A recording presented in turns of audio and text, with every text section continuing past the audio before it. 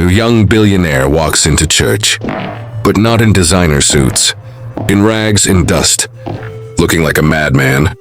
The congregation laughs, the community mocks, even his friends whisper, he must be possessed. But in the middle of the scorn, one woman sees what others do not see. She gives her last coin, her last strength, her last dignity, because she believes love is greater than shame. What happens next will leave you speechless. Betrayal, sacrifice, a test of fire, and finally a revelation that will shake the whole city. So get ready, call your friends, because what you are about to witness will shock you to your core. But before we dive in, don't forget to click the like button. And if you're new here, kindly subscribe and turn on the notification bell, so you won't miss any of our life-changing stories. Now, let's get started. The sky was melting into deep purple, the last traces of sunlight bleeding over the horizon. Crickets chirped in the nearby grass, and the echo of a distant generator hummed faintly in the background. The church compound smelled faintly of soap, dust, and dried sweat. Rows of white plastic chairs were stacked and scattered across the sanctuary floor, each one waiting to be scrubbed down. Inside, 4 young women bent over their work, their voices carried like music in the empty sanctuary. Amara, tall, sharp-featured, her wrapper tied high around her waist. She scrubbed a chair like she was punishing it. Her voice the loudest among them. Juliet, slim, playful, with quick eyes that darted from one friend to another, always ready to turn anything into gossip. Precious, darker-skinned, quick-tempered, her laughter sharp as her tongue. Chinenyi, the quietest, her gentle eyes fixed on her task, but her ears never missing a word. The wooden church doors creak open with a slow groan. The evening air rushes in, making the curtains flutter. The man is tall, his shoulders stooped, his clothes tattered and dust-stained. His slippers are worn out, one strap broken and tied back with nylon. His face carries the look of a man beaten by life, unkempt beard, tired eyes, but something strange flickers deep within them. Camera angle, low shot from behind him as he enters, then cuts to the 4 girls turning their heads in unison, buckets of water pausing mid-air. Stranger, softly, almost timid, "Good evening." The girls exchange uneasy glances. Amara's brows knit. Juliet whispers under her breath. Precious straightens up like she's ready for a fight. Chinenyi's hand stills on the chair she's rinsing. Amara, snapping, "Good evening, who are you looking for? This is not a market." Stranger, hesitant, voice low. "Please, I was wondering if any of you could help me, just 200 naira. I have not eaten since morning, just small snacks, even pure water, anything." The silence stretches. The sound of dripping water fills it. The girls exchange quick glances, shock, suspicion, irritation. Amara, loudly, almost mocking, 200 naira, from where? Do you see any shop here, a beg? This is church, we are working. Go to the junction and beg there. Stranger, pleading, "Please, even 100 naira, I beg you in God's name." Precious, rolling her eyes. "Ah, Oga, church is not beggar center. You just walk in anyhow, leave us, Biko." The man's face falls. His eyes sweep over them, weary and resigned. He nods slowly as though used to rejection and turn to leave. Her friends resume scrubbing, muttering insults under their breath, but Chinenye's hand trembles on the rag. Her heartbeat is loud in her ears. Flashback overlays, her parents' car accident, the nights of hunger, her own begging for help and being turned away. Chinenye to herself whispering, "No, I can't. What if he hasn't eaten at all today?" She drops her rag, water splashing, and rises quickly. Amara calling after her, shocked, "Chinenye, where are you going?" Chinenye, ignoring, rushing towards the door. "Wait, young man." Outside, dusk has fallen deeper. The man is already halfway across the compound. Chinenye's voice carries desperately. "Chinenye, wait, please wait." He pauses, turns slowly. The look in his eyes is unreadable. Chinenye, panting, reaching him. "You said you're hungry?" Stranger, nodding faintly. "Yes." Chinenye digs into her wrapper pocket. Her fingers close around the only money she has, and 200 meant for her transport fare home. Her lips tremble, but she presses it into his hand. "Chinenye, gently. Take, stay safe, eat something." She forces a small smile and turns back toward the church before she can change her mind. The man stares at the money in his hand, his face shadowed with a strange mixture of surprise and pain. Janania re-enters the sanctuary, her friends glaring at her. Amara, scolding, Chinenye, tell me it's not that madman you went to meet. You gave him money? Are you okay? Precious, snapping.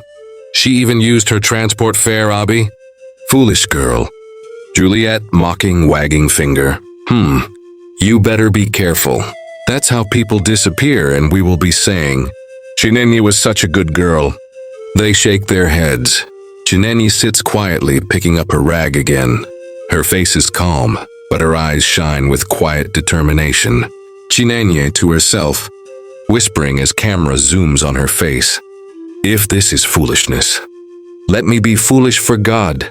Cut to the stranger outside, staring at the money, whispering under his breath. Does such kindness still exist? She will be tested. I must see this to the end. The church bell tolls faintly in the distance. Scene fades to black. The night was heavy and silent except for the croaking of frogs outside. Chinenye pushed open the wooden door of her tiny one-room apartment. A single kerosene lantern glowed dimly on the floor, its flame licking the glass chimney. Her room was bare, one thin mattress pushed to the corner, a bucket of water, a small Bible lying open, and a plastic bag with vegetables that hadn't sold that day. She shut the door and leaned against it, sighing deeply. Her stomach rumbled faintly. She sat on the floor beside her Bible, tracing her fingers over the thin pages. Chinenye, whispering, eyes closed. Lord, I gave him my last money. Now I must walk to the market tomorrow. But you see me, Lord, you know my heart. I will make history. Even if nobody believes me, I will make history. She bowed her head, whispering a prayer of gratitude. Not for food, not for clothes, but simply for strength. Camera angle, close-up of her eyes, glistening with quiet tears. Before the lantern flame flickers out, wide shot of bustling Enugu market. The air rang with voices, hawkers shouting, buyers haggling, the clatter of wheelbarrows. Goats bleated in the background. Smoke rose from Akara sellers' frying pans. Chinenye balanced a tray of fresh vegetables on her head. Her wrapper was clean but faded, her sandals worn thin. Chinenye calling out with energy, smiling despite fatigue. Your fresh vegetables here. Fresh ugu, fresh water leaf, fresh scent leaf, come and buy, oh. A woman grabbed 2 bunches of ugu, haggling loudly. Chinenye bargained patiently, her soft voice a contrast to the market noise. Children ran past calling, children teasing, laughing. Sister fresh vegetables. Sister fresh vegetables. She laughed lightly. Even though her nickname was meant to mock, she had embraced it. Meanwhile, Amara's small sitting room buzzed with conversation. The 3 friends, Amara, Juliet, Precious, sat on wooden chairs, groundnuts spread on a plate before them. Amara, folding her arms, frowning. I don't understand Chinenye again. That man is not ordinary. Did you see his eyes? There's something strange about him. Precious, snapping, rolling her eyes. Strange? He's just a madman, I beg. Or maybe kidnapper disguising. And our dear Chinenye is carrying her whole life and pouring it on his head. Juliet, leaning forward, whispering dramatically. Let me tell you, girls. I even heard from Mama and Keiichi in the market. People are already talking.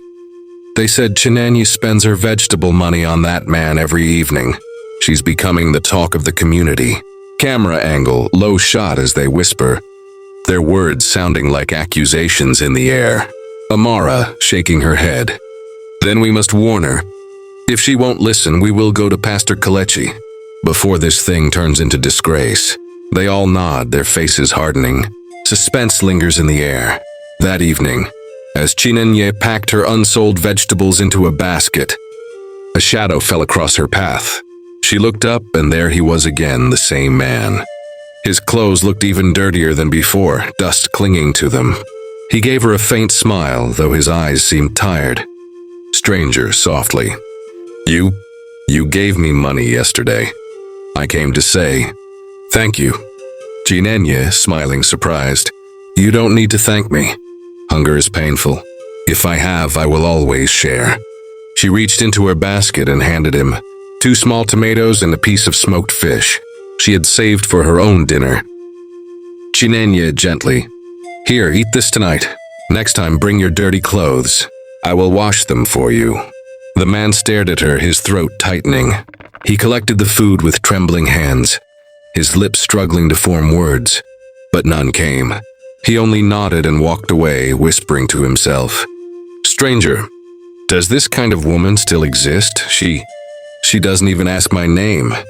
The church office smelled of old books and floor polish. Pastor Kelechi, middle-aged with wise eyes, sat across from Chinenye. Pastor Kelechi, calm firm. Chinenye, my daughter. I hear troubling reports. Who is this man? Where does he come from?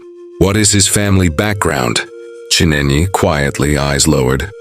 I don't know, but I cannot turn him away. He has no one, Pastor. And Christ said when we clothe the naked and feed the hungry, we do it for him. Pastor Kelechi studied her face, sighing deeply. He tapped the Bible on his table. Pastor Kelechi, be careful, my daughter. Wolves come in sheep's clothing. I will pray for you. She nodded respectfully, but in her heart she whispered again, Chinenya, in her voice. I will make history. Days passed. Each evening, villagers watched Chinenya walking with the stranger. Whispers followed her like shadows. Random trader, mocking. See her, that foolish girl wasting her life on a madman. Another woman. She sells vegetables in the morning, then feeds a beggar in the evening. May God open her eyes. Janani walked past silently, clutching her basket, her face set with quiet determination. That night, the stranger sat alone under a mango tree. He carefully unfolded the wrapper where Chinenye had placed tomatoes and fish. He stared at them for a long time, then looked up at the sky. His weary look fades into something different, calm, intelligent, deliberate. The mask of a beggar slips for a brief second. Stranger, in low voice, determined. I am Stanley Obiakur, billionaire, chairman of Obiakur Holdings. And this woman has given me more than money. She has given me proof.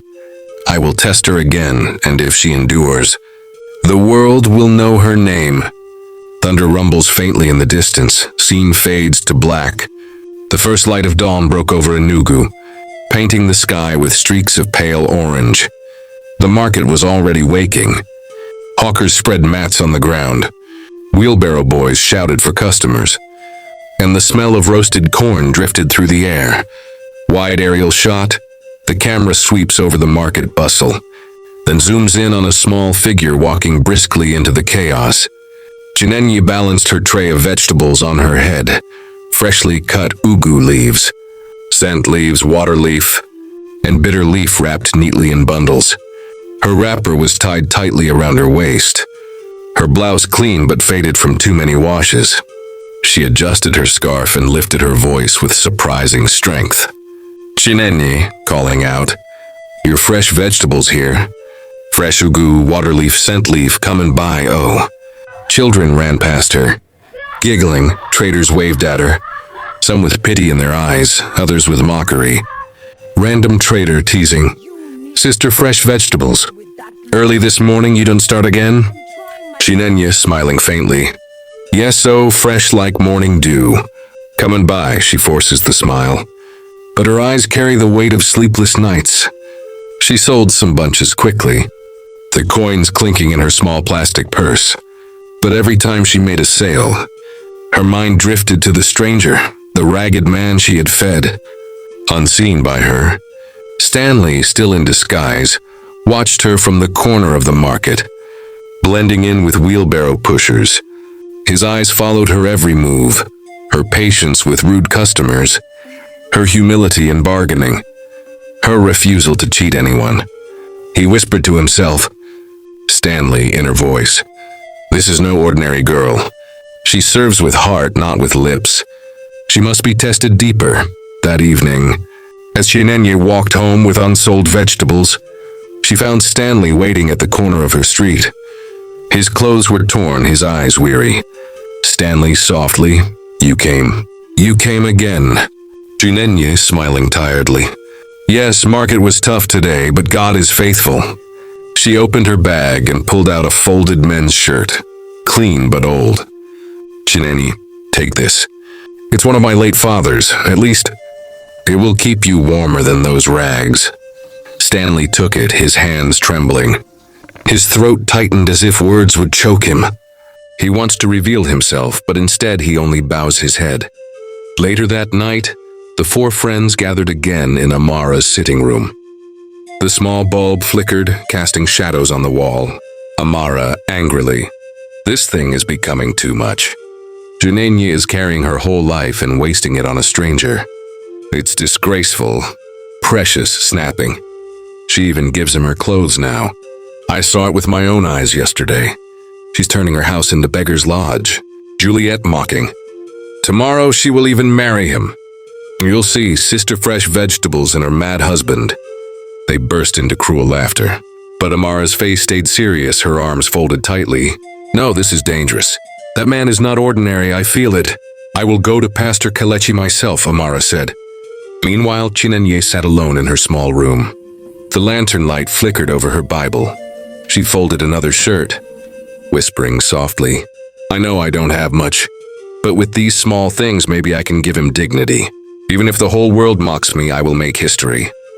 Her finger rests on Matthew 25:35. "For I was hungry and you gave me food. I was thirsty and you gave me drink. I was a stranger and you welcomed me."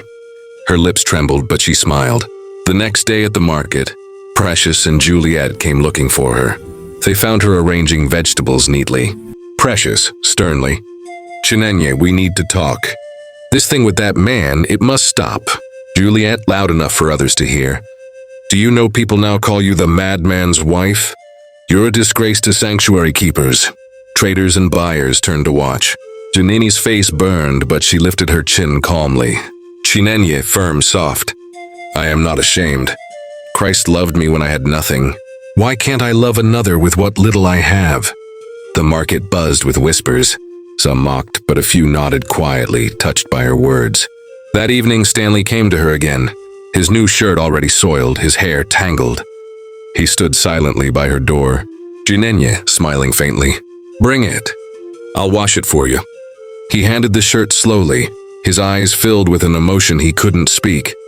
She washed it carefully, spread it to dry, and gave him a piece of akara she had saved. "Chinenye, eat, tomorrow will be better." Stanley turned away quickly, tears in his eyes. His voice cracked in a whisper to himself as he walked into the night. Stanley said softly, "This is the kind of heart I searched for all my life." But will she survive the storm ahead? On Saturday morning, Pastor Kelechi visited Chinenye at her market stall. His presence drew attention immediately. Pastor Kelechi gently, "My daughter, the church is concerned. You are walking a dangerous path. Who is this man to you?" Chinenye, quietly but firm, "He is my friend. He is hungry. That is all I need to know." Pastor studied her face, then sighed deeply. Pastor Kelechi said softly, "Be watchful. Even Christ told us to be as gentle as doves, but as wise as serpents." Chinenye nodded, but her heart was unmoved. Women at the well whispering. Stanley had collapsed by the roadside. People rushed him to the hospital in panic. Chinenye's friend laughed mockingly, pointing at her in scorn. "See your life? You gave everything you had to a madman." Market women joined in, their voices sharp with ridicule. "Chinenye, the madman has taken all your money and disappeared. Foolish girl. You're a disgrace to womanhood." The man had vanished. No one knew where he went. What happened to Stanley? What about the mysterious madman? And Chinenye, the humble vegetable seller? What became of her? The secret behind all this will shake the world to its core. So sit back, relax, because in just a few days, part 2 will be dropping, and what happens next will leave you speechless. You subscribe now and turn on the notification bell so you'll be the first to watch when it drops.